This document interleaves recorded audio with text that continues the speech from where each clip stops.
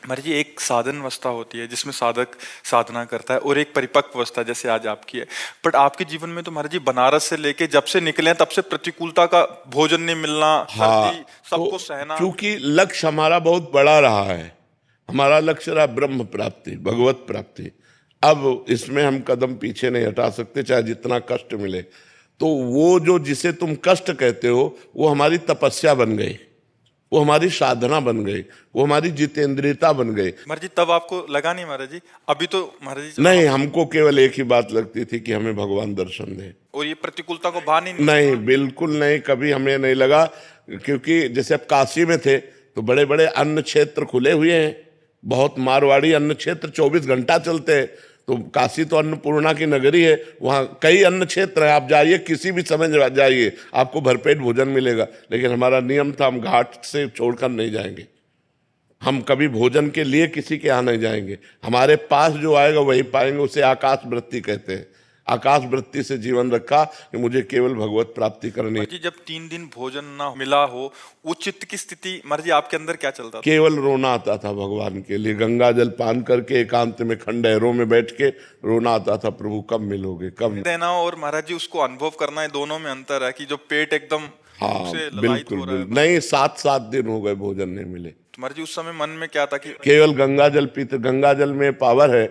वो मतलब अब तो दूषण बढ़ रहा है, लेकिन गंगा जल में ऐसे पौष्टिक आहार है कि हम कभी लूज नहीं हुए, हम कभी निराश नहीं हुए। हमें एक पावर मिलता था, जैसे दूध पीने से पावर मिलता है, ऐसे गंगा जल से पावर मिलता था। और लक्ष्य था भगवान की प्राप्ति, मर चाहे जाऊं मुझे भगवान चाहिए।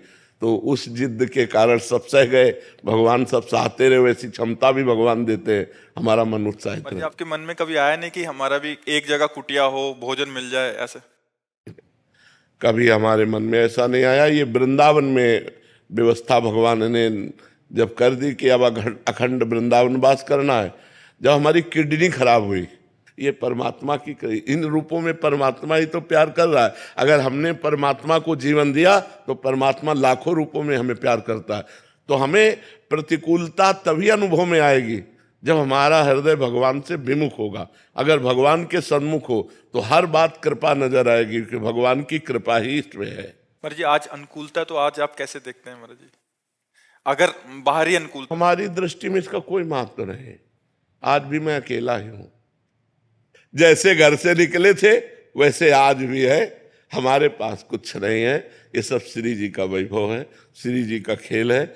हम जैसे पहले थे वैसे आज भी हम वैसे ही रह रहे और वैसे ही अपने को मान रहे। लाखों लोग जुड़े हुए हैं, श्री जी से जुड़े हुए हैं, हमसे थोड़ी जुड़े हुए हैं। अभी हम पैंट शर्ट पहन ले, कोई हमसे राधे श्याम कहेगा क्या? तो श्री जी का ही तो वेश है, श्री जी की शरण में है, तो वही सब श्री जी का खेल है, हमारा थोड़ी कोई खेल है। सब सुधार जो मंगलमय हो रहा वो सब भगवान की तरफ से हो रहा है, सब प्रभु की तरफ से हो रहा है। करें करावें आप सब, जने बढ़ाई दे, करते आप है। और तो भगवान का सारा खेल, हर प्रतिकूलता भगवान की कृपा लेकर आती है। ये बात तभी समझ में आएगी जब भजन करोगे। नहीं, विपत्ति दुख और प्रतिकूलता से डर लगता है, नहीं लगता कि भजन करूं कभी प्रतिकूलता न मिले, कभी दुख न मिले, कभी विपत्ति न मिले। लेकिन सही पूछो तो विपत्ति और दुख और प्रतिकूलता में जो भगवान के प्रति रोना आता है वो और कभी नहीं आता। जो हमारा भजन काशी के घाटों में हुआ कि एकांत में आर्त भाव से भगवान शिव को पुकारना, वो हम ललचाते हैं। घाटों में जब तपती धूप है, पेट में भोजन नहीं, कोई बात करने वाला नहीं, रहने का ठिकाना नहीं, तब भगवान के प्रति जो भाव आता है वो किसी अन्य साधना से नहीं आ सकता है।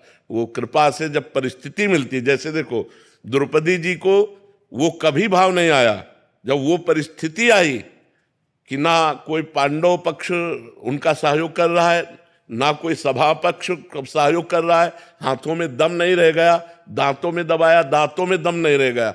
अब जो भाव आया, हे द्वारिकाधीश, वो भाव कभी नहीं आया, पहले कभी नहीं आया था।